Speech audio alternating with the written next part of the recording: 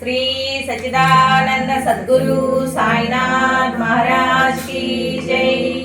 श्री सच्चिदानंद सद्गुरु भरद्वाज महाराज की जय। गुरुदेव दत्त। ముందుగా గురు బంధువులందరికీ నా నమస్కారాలు। నా పేరు రేవతి, మాది దావాదిగుంట గ్రామం। మనం ఈరోజు ఇక్కడ సమావేశం అయ్యాము అంటే కారణం సద్గోష్ఠి। అసలు ఈ సద్గోష్ఠి అనేది ఇవాళ నిర్వహించుకోవడానికి ముఖ్య కారణం ఏంటి అంటే మీరందరూ చెప్పారు ఏంటి, మాస్టర్ గారు చివరి ప్రయాణంగా మన సూలూరుపేటలోని చిత్రకూటంలోకి వచ్చి 1989 ఫిబ్రవరి 3వ తేదీన చిత్రకూటంలోకి వచ్చి కొబ్బరికాయ కొట్టి సత్సంగాలు, హారతులు, పారాయణాలు నిర్విఘ్నంగా జరుపుకోండి అని చెప్పడం జరిగింది। అలాగే మాస్టర్ గారు చెప్పినట్లుగానే అంటే మహాత్ముల మాట ఇక్కడ ఎప్పటికీ వ్యర్థం కాదు, నిరుపయోగం కాదు। మాస్టర్ గారు చెప్పినట్లుగానే సత్సంగాలు అనేటివి ఈ రోజుటికి కూడా నిర్విఘ్నంగా జరుగుతూనే ఉన్నాయి, ఇంకా కూడా జరుగుతూనే ఉంటాయి। ఈ సద్గోష్ఠి అంటే ఈ నిర్విఘ్నంగా జరుగుతున్నాయి అనడానికి నిదర్శనమే ఈరోజు మనం నిర్వహించుకుంటున్నటువంటి సద్గోష్ఠి। మన దావాదిగుంట గ్రామంలో 2016లో సత్సంగాలు ప్రారంభమయ్యాయి।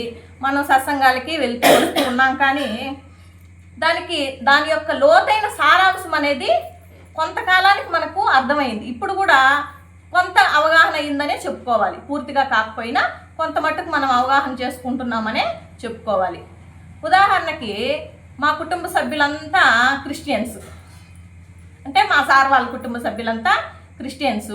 వాళ్ళు ఏంటంటే చిన్న వాళ్ళ ఫ్యామిలీ ఒక్కటే, ఇంకా రక్షణ పొందలేదు, అంటే వాళ్ళ భాషలో రక్షణ పొందలేదు, వాళ్ళ కుటుంబం కూడా రక్షణ పొందితే బాగుంటుంది అని అనుకుంటూ ఉండేవాళ్ళు।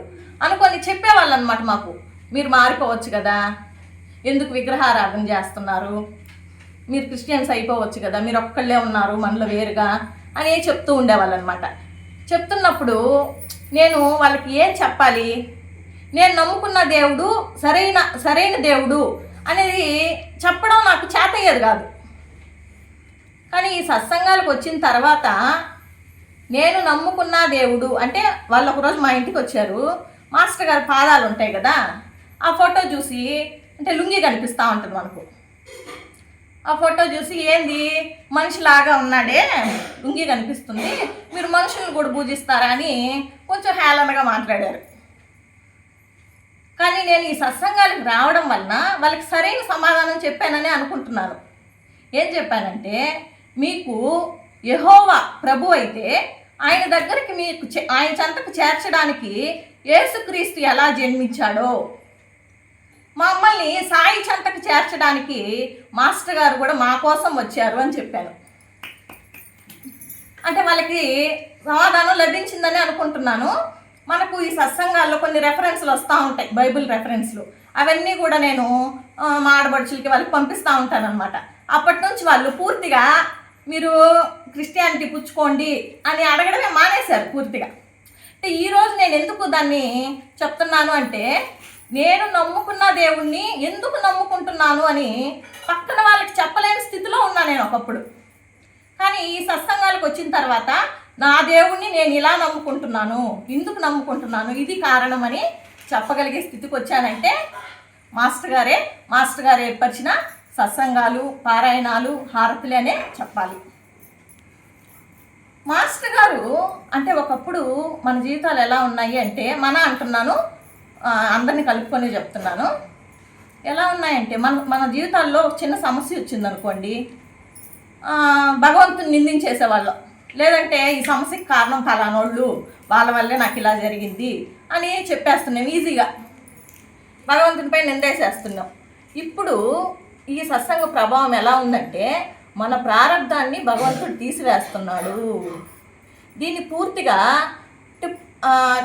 తర్వాతి జన్మలకి దీన్ని తీసుకెళ్లకుండా కొంత తొలగిస్తున్నాడు అని చెప్పి ఆ భావంతో ఉండి మనము నాయనా నాకు ఈ కష్టం వచ్చింది, దాన్ని తట్టుకునే శక్తిని నాకు ప్రసాదించు తండ్రి. అటువంటి ఉత్తమమైన సంస్కారము మనకి ఈ సత్సంగాల వల్లనే లభించిందని అనుకుంటున్నాం. తొలగించు తండ్రి అని చెప్తున్నాం. మాస్టర్ గారు తాను శోధించి సాధించి పరిశీలించిన అంశాలన్నింటినీ కూడా తన మన అనే తారతమ్యం లేకుండా అందరికీ సమానంగా పంచిపెడుతున్నాడు. మీకు కొంచెం అంటే మనము దాన్ని ఎంతవరకు అందిపుచ్చుకుంటున్నాము అనేది మన సామర్థ్యాన్ని బట్టి ఉంటుంది, కానీ మాస్టర్ గారు మాత్రం మనందరికీ సమానంగా పంచిపెడుతున్నారు. అంటే అంటే అటువంటి అమృతమూర్తి మన మాస్టర్ గారు. మన కోసం మనం బ్రతికితే మనుషులం, మన కోసం మనం బ్రతికితే మనుషులం మాత్రమే. కానీ మాస్టర్ గారికి వచ్చిన ఐఏఎస్ కలెక్టర్ వంటి పదవిని కూడా తృణప్రాయంగా త్యజించి సకల మానవాళి ఉద్ధరణకు ఉద్భవించిన మానవతామూర్తి మన మాస్టర్ గారు. కాబట్టి ఆయన సాయి చెంతను కూర్చోగలిగారు. సత్సంగం అంటే సత్యంతో సంగమించడం. అంటే చూడండి, మాస్టర్ గారు ఎన్నో గ్రంథాలు రాశారు. ప్రతి గ్రంథంలోని ప్రతి వాక్యం కూడా సత్యాన్ని, అంటే దానికి ప్రామాణికత లేదు అనడానికి లేదు, ప్రతిదీ సత్యాన్ని కలిగి ఉంది. కాబట్టి మనము ఎంతో అంటే ఇంతటి ఉత్తమమైన సంస్కారాన్ని కూడా మాస్టర్ గారే మనకు అందించారు. మాస్టర్ గారు అందించిన సత్సంగాల ద్వారా మనకు వచ్చింది. ఇప్పుడు మనం సత్సంగాలకు వెళ్ళలేకపోతున్నాము, అబ్బా వెళ్ళలేకపోతున్నామని చెప్పేసి ఇంట్లో పిల్లకాయల మీద కావచ్చు, ఇంట్లో వాళ్ళ మీద కావచ్చు, నేను ఈరోజు వదులుంటే సత్సంగానికి పోయి ఉంటాను, నాకు ఈ పని పెట్టేసావు అని అనుకుంటాం. అనుకునేవాళ్ళం ఒకప్పుడు. కానీ ఇప్పుడు ఈ పని కూడా మాస్టర్ గారు ఇచ్చిందే మనకు. పనే దైవం. ఆ తత్వాన్ని కూడా మాస్టర్ గారే మనకు అందించారు. కాబట్టి ఈ పనిలో మనం సేవ చేసామనుకోండి, ఈ పని చేసామనుకోండి, మాస్టర్ గారు అక్కడికి వెళ్ళినంత పుణ్యం అనే భావం మనలో కలుగుతుంది. మాస్టర్ గారు మనకు సాయినాథుని దగ్గరికి చేర్చడానికి బాట వేసేశారు, పూల బాట వేశారు పూర్తిగా చెప్పాలంటే.